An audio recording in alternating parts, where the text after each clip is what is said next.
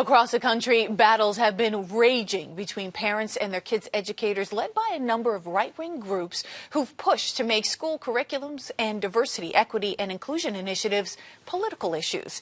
They've even found a home in the liberal city of Newton.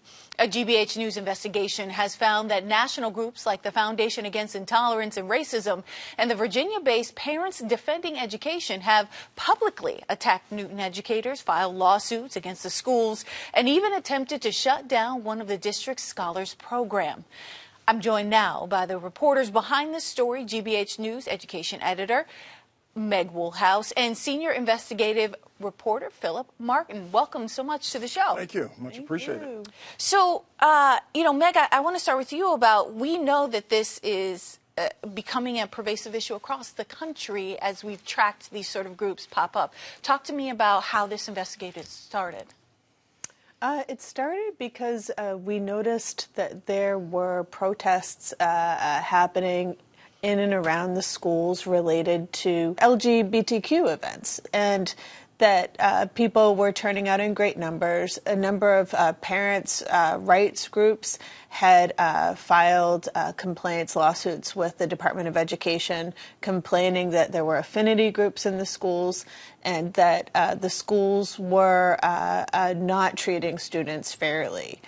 But what wasn't known, and what we dove into as reporters, was exactly what were the forces at work here. And they're extremist forces, basically. The Foundation Against Intolerance and Racism has been having coffees and really whipping up parents with this idea that academics in Newton are failing, and they're failing because, and they're very explicit about this, diversity, equity, and inclusion programs.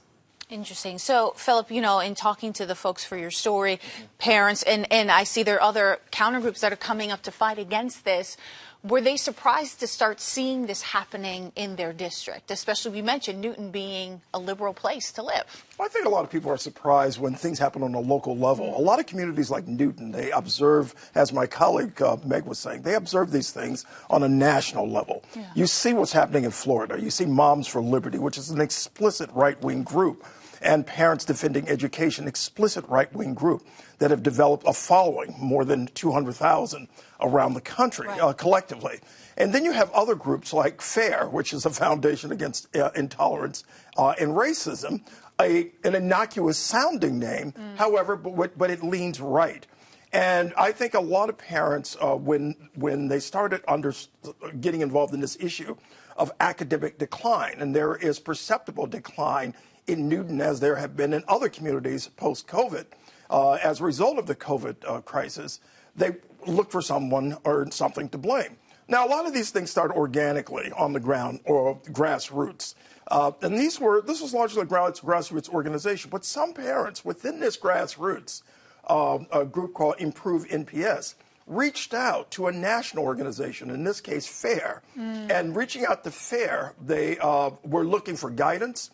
And what that guidance amounted to was basically, for example, what do we call ourselves? Rather than invoking the language completely of the civil rights movement, they decided to adopt a term called pro-human. That's what they were looking for, pro-human, as opposed to anti-racism. Yeah. In fact, many saw anti-racism as tantamount to racism, and said that what we're looking for in place of DEI is another way of addressing problems in the school that have that we recognize may be problematic. And they, again, vilify DEI while evoking this notion of colorblindness or race neutrality and pro-human as a way of trying to explain their own progressive position. This was posited as a progressive position, but what it really was is a position that militated against DEI, diversity, equity, and inclusion. It's quite interesting. Yeah, it looks like by the names and by this language, it seems like it's more of an inclusion type of organization, but it's the opposite of that. It's trying to undermine some of the programs that helped even the score with underrepresented groups in Newton, correct? Well, that's the idea. Yeah. The idea is, in speaking with some of these parents off the record, most would not talk on the record. Interesting. They said explicitly they do not believe that structural racism is something that exists. And if you come from that position, structural racism is something that's determined objectively. It's like saying climate change doesn't exist. And to have that position. So if you have the position that structural racism doesn't exist, then you have to ask, well, then why do we need diversity, equity, and inclusion?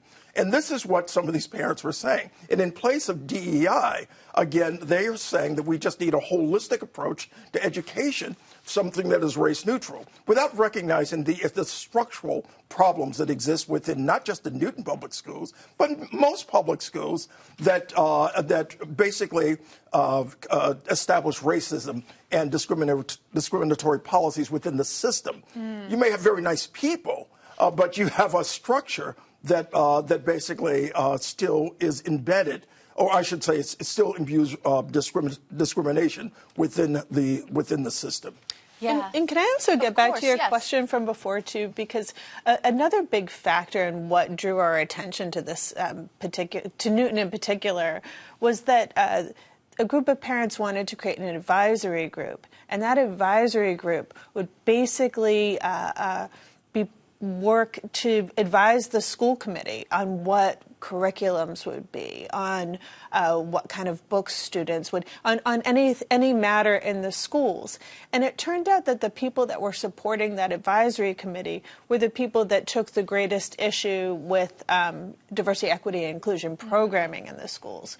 So a lot of parents in Newton were getting whipped up hearing a lot about academic decline. Right? You're a parent, you spent a lot of money to live in the town of Newton on your house, and then all of a sudden you hear, oh, the schools just aren't performing like they used to. It's just not as good. And the undercurrent there very strongly was that diversity, equity, and inclusion programs were to blame. Now, as Philip said, nobody calls that outright when you call up someone to interview. But Philip unearthed an email that was being sent around by the people in these groups, and maybe, Philip, you want to talk about that, that said explicitly that they were concerned that schools were concerned exactly about diversity, equity, inclusion, and the teaching of white supremacy. And what they call divisive language. Well, talk to me about this email. Well, the email, as Meg pointed out, the email essentially, with the things that some people would not say aloud, it was encapsulated in this email. Interesting. This email, which went out to quite a few families, I'm not sure the exact number, but quite a few, essentially said that what is being taught in the schools, this is similar language, by the way, to what you'll see in Florida. What's being taught in the schools is racially divisive language. By that, they meant to say, by teaching about the history of racism, by talking about the role of race in our history, by talking about racism as something that's real in terms of structures. In other words, they were talking about critical race theory that is not taught in the schools, but a lot of this falls under the rubric of many people talking about critical race theory. What they're really talking about is any discussion of race is somehow or another considered divisive. Or divisive, as most people say, not Philip. And so it's quite intriguing. But let me also add that not all parents who are concerned about academic, and I would not even call it decline. There have been some ups and downs in test scores in Newton, but Newton is still among the top school districts in the state. That's right. And in the country. But when, as Meg said, when you pay, like $2 million to live in Newton, you don't want to just be among the top. You want to be the top. And so many people compare themselves with Lexington. They compare themselves with Brookline. And so you have this comparison going on. And if you aren't at the very top, folks consider that failure. But the fact of the matter is none of this, whatever that decline might be, it is not at all the result of diversity, equity, and inclusion. How do we know that?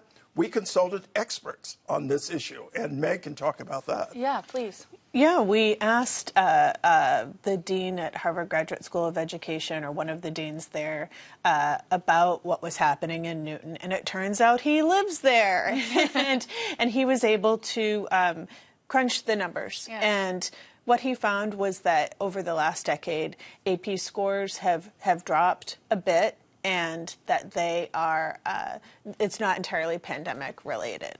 And then he also found that fewer students are taking the AP exam.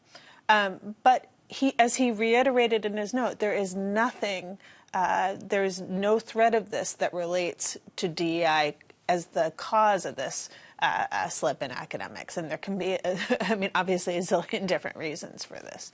So it was really important to get that feedback from him. And if I can add, it is not to say that DEI is sacrosanct. That it, for example, as policy, as the way it's implemented, these things can't be criticized. We also consulted or spoke with, interviewed Pedro Noguera, who's the head of the USC School of Education, one of the foremost experts on education in the country.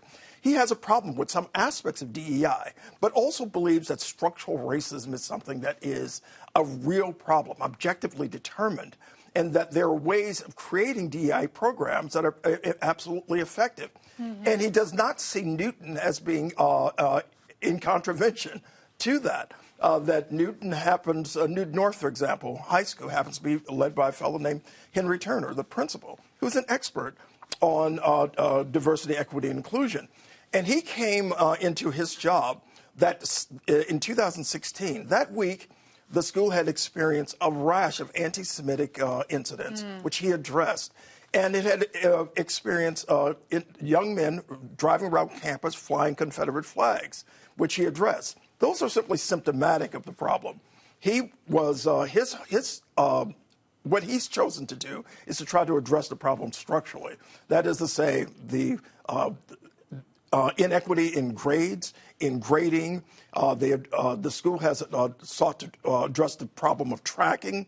And so now tracking is something that's in the past, I understand, at least in the middle schools. They've developed a more greater equity among students as opposed to tracking students. The notion of putting people into various tracks according to perceived ability and testing. Very interesting. And in the last 30 seconds or so, Meg, I would ask, obviously there's so much to unpack with this issue. What's next in terms of storytelling? Would you present this data to some of these groups? That is such a good question. Yeah. I feel like with school committee elections happening in Massachusetts tomorrow and around the country, I think this is rich territory for further reporting. I also want to point out some of the bells that rang for us when you see a lot of people in a community who don't necessarily have children in the schools but are weighing in so heavily on these issues, which is what we saw in Newton. A lot of people at the forefront speaking out about this and bringing in sort of the politics of DEI into the conversation didn't actually have students in the schools. I think there's a feeling of, a sense of what is going on here, and how can the community respond? And I think that was what Henry Turner was left to do, because there were a lot of rumors and innuendos and false statements that were being made on social media. All of that is ripe for further reporting, and to see what's going to happen next with some of the groups and parents' rights groups around Massachusetts and beyond. Absolutely. Stay tuned. We'll be watching. Yes, stay tuned. I love that. Meg Woolhouse and Philip Martin, thank you so much for your time. Thank you, Kristen.